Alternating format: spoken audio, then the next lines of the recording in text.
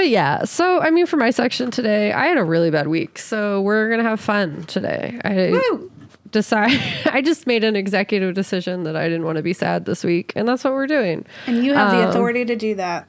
Yeah, so we're just going to talk about like what mermaids are and what the lore comes from, and why like they're commonly described as man-eating, which is just like fun. So my fun theory, you know, this isn't based in science, it's just my theory, is that the lore surrounding mermaids commonly supports man-eating in that like men are trash, as in people are trash. So they're generally doing things that would necessitate murdering and eating them. It just seems 100%. Like, you know, they're just doing trash people things and if you're an outsider, like that makes sense. Like, why are you all up in my space? Like, I didn't invite you here. Like, what's happening? And they have the audacity to think that they're the best thing of the world, and that's why they get eaten. So, I would argue for that reason, you know. That's why commonly they're man-eating, because men just, or just honestly humans, just always be like going places they don't need to be going and invading spaces that they don't need to be invading. And then like being like, why mad? So strange a reaction. Like, why would you be upset that I like brought devastation and disease and all other awful things to your place, or like entered you're a manatee in this scenario, and they just enter your space and you're like kind of mad about it. You're like, hey, my kids are here, you can't be here. And they're like, I don't get it. Why are they mad? Let's murder them. Manatees don't get mad. Yeah, Seagulls are sweet. Dugongs were the ones that did the murdering. And bless them. If that's silver and golden, silvers are the manatees and golden is the dugongs that are now extinct, which is super sad. Manatees are almost extinct. That's just a fun fact. I'm from Florida. Yeah, that is sad. I would also argue, like, since we know so little about the ocean, that like there's a lot of fear that surrounds it, just because we've only explored about like 5% of the ocean, 5 to 10%, that we don't really know what's down there. So like the possibility that mermaids are some variety of sea creature that resembled what we kind of perceive as mermaids could exist. And like, you know, there's lots of areas within the ocean that are filled with darkness and just scary as hell. So I think it's reasonable to like be like, you can't not anything say mermaids possible. exist. Yeah. It's possible. It exists. Yeah, I love like the imagery of the mermaids where they are like the deep sea ones, and they have like the lights on them, and they have those like great teeth. They just look like those creepy fish down there. I like that. That's how I envision mermaids, and I'll talk about that a little bit as we go. But I think there's tons of creatures that exist on this planet that exist outside of our conceivable imaginations, because we are one species that exists and has a very small frame of reference. So what is a mermaid? I feel like I've seen so many different interpretations about what mermaids are. And when I imagine them, as Gabe said, I imagine the deep, like from the dark zone. You know what I mean? Like the area that's never seen sunlight. I imagine they're from there, in that they have those giant teeth. They like kind of are bioluminescent, but they're like super scary looking. But according to Royal Museums Greenwich, what are mermaids and what do they symbolize? A mermaid or a merman is a mythological sea-dwelling creature that often, you know, has the body of a human, like the upper body, head and body of a human, and then like the tail from below the waist of a fish. So stories of mermaids have existed for thousands of years and span cultures across the world, from coastal settlements in Ireland to landlocked Karoo Desert in South Africa. But like, why such obsession with mermaid, you know? Like most things, it stems from human rationalization to understand why horrific things happen. It's much easier to believe in a monster than it is to understand that bad things can happen for no other reason than they were designed to exist that way. Why we do not have gills or fins. Like, we don't have the things that would make it possible for us to exist in the ocean. So it is reasonable that the ocean, if we enter it under certain circumstances, would result in our death. So like if we're speaking of like early exploration of the planet, where technology was not where it was, where you can't just like go on a cruise ship for fun. You couldn't like fly. Like ocean travel was like the only route to find different places. They had a very small understanding of what existed in the ocean. So a lot of it revolved around like trying to rationalize what was there and like why people were dying. And most of it just came from not understanding like reefs and like underwater currents and like how the ocean works as a whole. So they would create things that were the cause of that were more like animal based or like anthropomorphic. Somehow humans have to be the biggest predator in the world. So like when we go into the ocean, it's more likely that something bad is going to happen to us because we're not made to be there. And since humankind thinks like they're the most amazing thing that's ever graced this planet, the most powerful creature to ever be imagined, and they claim to have no natural predators, ignoring the fact that the planet is literally alive. The ocean itself is a predator that can kill us. They create monsters to fill in the blanks of things they can't explain. Or monsterize innocent sea mammals, like the manatee or the dugong, or like, you know, just trying to like exist, or even just like whales. Like I think the earliest depictions of krakens were just whale sperm. So yeah, because it like comes out crazy, like it looks crazy, and they like couldn't rationalize what it was. So they're like, okay, that is a sea monster. Like it is attacking us. When it was really just whale sperm. And my overall theory is that all these men just needed glasses, like every single one of them, because clearly they just don't even know what's happening. But their mermaids and siren lore exists like across many human cultures and have many different meanings. There are some cultures that use this lore as a way of respecting the ocean, as a tool to build empathy for sea creatures, kind of like how we saw in the seer and the unseen when we talked about that with elves. Like it's a way to create empathy for nature that like creates like the living existence of the planet. And there's many cultures that view the planet as like a living creature, like trees as living creatures, and like put sacred energy towards that. So mermaids have like been used as a way to explain both like the destructive nature of the ocean as well as storms, but can also as a way to just respect the fertility and like life that exists in the ocean that totally exists outside of the scope of our like human understanding. Yeah, sometimes we have to humanize it so that we give it respect at all. Yeah, and I think that's like part of where it comes from. It's just like an empathy building tool. Unless you're a Western man from that time period of exploration, then it's just you don't have respect for anything and just really want to have sex with anything that moves. But we'll get into that.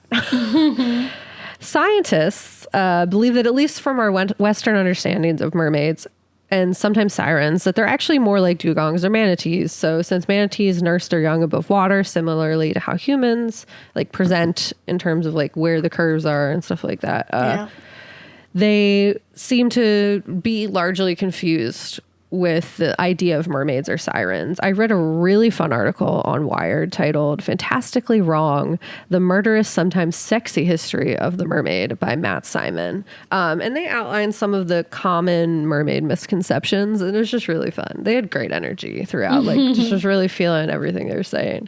But according to the article, in mid-16th century, the French naturalist Guillaume Rondelet found two creatures that he compared to monks and bishops. In the Encyclopedia Metropolitana of 1870, they described the supposed sea monk as the face of human, but coarse and clownish, the head smooth without hair, a sort of hood resembling that of a monk covering the shoulders, while its lower parts ended with a spreading tail. The bishop fish was yet more wonderful, being clad by nature with the garb of a bishop. It was taken to the king of Poland, who in his benevolence decreed it be carried back to the ocean and set free.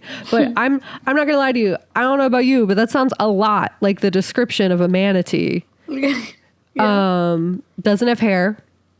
Kind of like rounded head, like human-y features in the middle, and then a tail. So Sounds a lot like a manatee. I think that's what they found. And they were just like, look, it's a people fish. The article goes on to discuss that once men had big boats to leave and explore the ocean, thus resulted in many more mermaid sightings. But out at sea, the number of mermaid sightings exploded as the age of discovery kicked off, as men in big, expensive boats made their way around the world. John Smith of Pocahontas' fame caught sight of one in the Newfoundland in 1614, noting that her long green hair imparted her with an original character that was by no means unattractive. What? When I I was like, this fish is hot. That's exactly what it was. That thing had seaweed on its head, and it was like, that's hair, some green hair on this manatee or dugong, or even like a dolphin. Who even knows what he saw? Because manatees don't swim that far north. So he saw a fish with some seaweed on his head and said, that's a hot fish. I would fuck that fish. Yeah. Sorry for cursing, but that's what he felt. That's what he thought. He's like, I'm writing this down so you can't judge me. Yes. Okay. So I had a really fun conversation with my roommate, Travis. I'm going to cite him for this lovely argument because he said that exactly that is that men are disgusting and they wanted to have sex with everything. So instead of like admitting that the like Christianity or whatever the heck was happening at the time was like Suppressing against them. oppressing them and their sexual desires. They're like, I'm gonna make it totally cool that we have sex with animals now, and we're gonna make them mythical, like hot animals. We're gonna write it down so it's not disgusting and weird. horrible. Yeah, actually, in the one thing I remember at Mermaids is on the Man Show. That's what it was called, with Jimmy Kimmel. Cool. Back in the day, they had a whole segment about what real manatees were, or what real mermaids were, and it was essentially like that they were manatees or like other, and it was just that manatees are like soft and like kind of human feeling, and so men would be out at sea for X amount of years. Ladies aren't allowed on board because it's bad luck. So they were just like, there's a and they're like, I can't be gay. Yeah, that's not allowed. So instead, animals and bestiality or homosexuality, and look what they chose. They reasoned it by making mermaids. Yep. So that's exactly what happened in my mind. I don't think anyone could ever tell me different, unless they provide an actual mermaid in front of me, in front of my face. I just am going to continue to believe this. The article goes on to note that in 1493, between wanton murdering and genocide, Christopher Columbus claimed to see a mermaid near what is now the Dominican Republic. As Columbus wrote in his diary, the day before, when Admiral was going to Rio de Oro, he said he saw 3 mermaids who came quite high out of the water, but were not as pretty as they were depicted, but somehow in the face looked like men. That can't escape the homosexuality no matter where they go. Yep. Simon goes on to explain that the admiral likely saw a manatee, and what Smith saw was anything you could guess, because manatees don't swim that far north. In fact, the myth of mermaids and siren sightings stemmed from dugongs, also known as the sea cow or Cyrenenian, which humans drove to extinction at the end of the at the beginning of the 19th century. They were very large, at 33 feet long and 24,000 pounds. The theory is that since they swam along the former Syrian and Babylonian empires, that they likely inspired the tales of half human, half fish creatures. But yeah, it was definitely 100%. They were like, all right, this fish is hot. We're going to rationalize I'm lonely. We're doing out that. at sea. Ladies aren't allowed. I just really need to fuck this fish. So, guys, how can I do it? How can I? Poor, like, as if manatees don't have enough to deal with. Yeah. And they're so nice. Manatees are so nice. I saw manatees before. And dugongs were like, I'm not taking that. I'm going to destroy your boats. You're going to think I'm a hot fish, and then I'm going to murder you. And that's what they should have been doing. That's what, maybe unfortunately. they were mermaids then, because they were eating men. Yeah. Let them.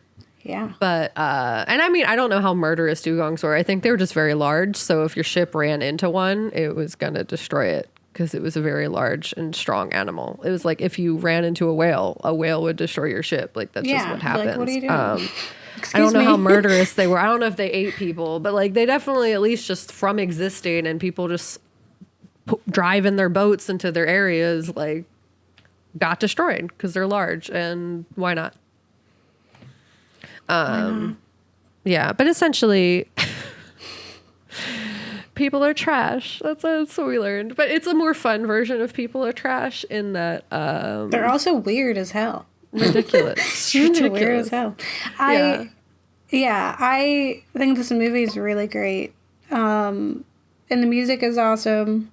I'm just like a sucker for any time you have a monstrous femme, and it's like an example of puberty, and it's very honest about it. Because there's also like, they evolve from like being carefree of their bodies and just kind of like whatever. Because like animals like wouldn't put as much clothing, or not clothing, but like they wouldn't put as much like meaning on the nude body or just like on bodies at all that people do. And so like they're just like carefree and doing that, and then at some point it's like there's an acknowledgement of that, and then Golden is like using it.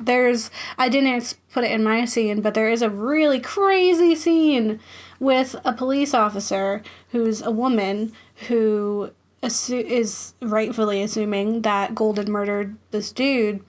And they end up having this intimate moment, and I read somewhere, and I'm sad that I can't remember where it was, but it was just like that sexual interaction, like that's the one that we see.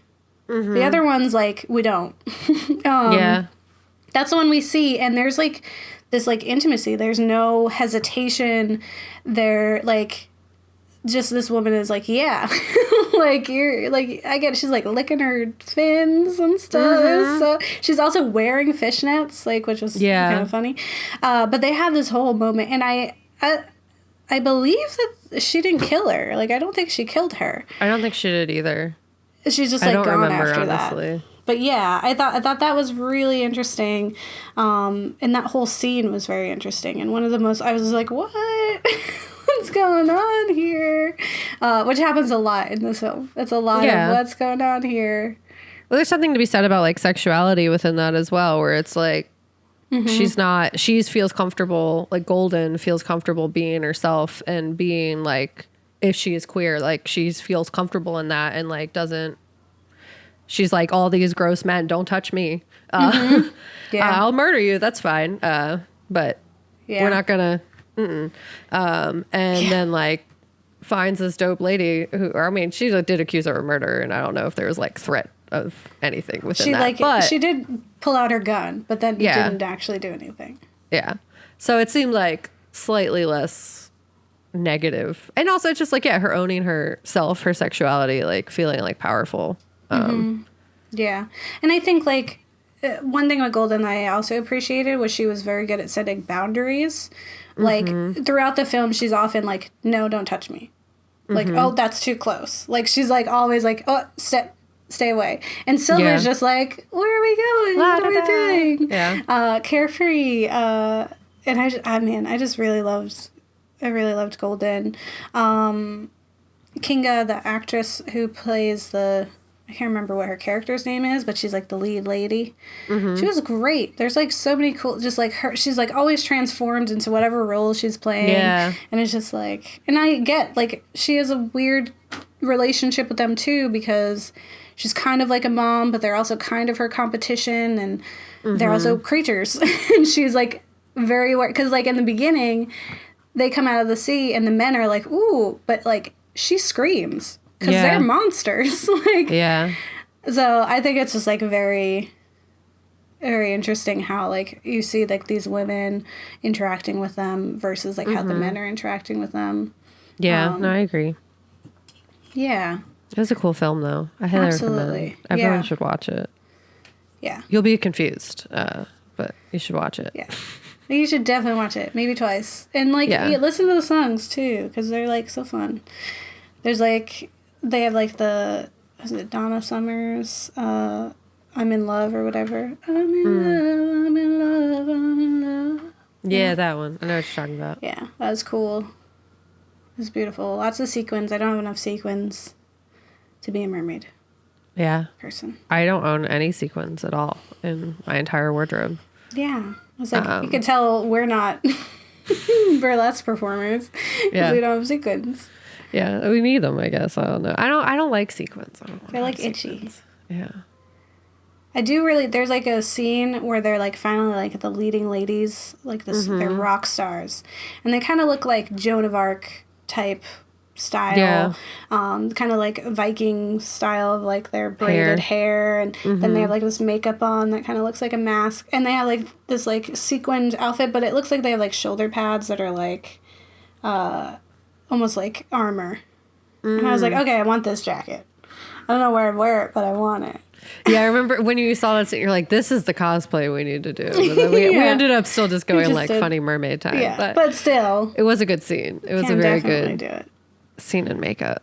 Yeah. I also really liked, just like the Golden like wanted to be on stage like singing, but like herself, like she just wanted to do like rock music or whatever it was. And like wanted to just like kind of sing by herself. She didn't want the whole kind of, I guess the cabaret like felt very like cringy. Everyone was like getting nude. Stripping was an element of it. And like she didn't want to do that so much. So she wanted to have like that other area where she was singing this dope rock music. And yeah, and also like she didn't want to do it without her sister either. Yeah, that's true. Because they're like, you can't sing, so we can't have you lip sync either. So you're not going to be here. And she's like, no, well, I'm also not going to be here. Yeah, I'm not going to be here. Like, this is, you do not understand how little you mean to me. Yeah. Like, I do not care about you. This is literally the only person I care about. And she's been changing herself for you, trash. That's it. Without her, there's nothing keeping y'all alive. Yeah, she would have murdered them a while ago. Yeah. And I'm glad, like, honestly, that she murders the guy at the end. Because, like, as she should. Yeah. As she should. It was, like, sad, you know? But it's also, like... Yeah, and then she just slithers back into the sea, and she's so distraught. And now it's like she just has to go on and live without her sister. Like, she's going to be alone for who knows how long. Yeah. Yeah. There's also, like, that element of, like, sacrifice that exists, where it's like Silver wasn't telling him. She knew that she removed her tail for him, so, like, that part. But, like, I know in, like, the original story, where it's like she's doing all this, like, very sacrificey things to appease this guy who is rude. But she can't communicate with him to tell him, I'm doing this. That's true. In this, she didn't... It's just more so don't change yourself is more so. Yeah, don't change yourself for men. Yeah. But yeah, she also doesn't tell him, like, I'm going to turn into foam. So to some extent, he's innocent. But at the same time, like, she did a drastic altercations very clearly for you. Mm-hmm. And you just abandon her. Yeah. But he's also very young. Yeah. So probably doesn't understand the ramifications of his actions either. Yeah. I think ultimately the lesson is don't do that. Like, don't change who you are. Yeah. Like, entirely. Don't like, I understand other people to change the level of needing to do somewhat for survival. Like, obviously, like, that sucks and that shouldn't exist, but that is a thing. When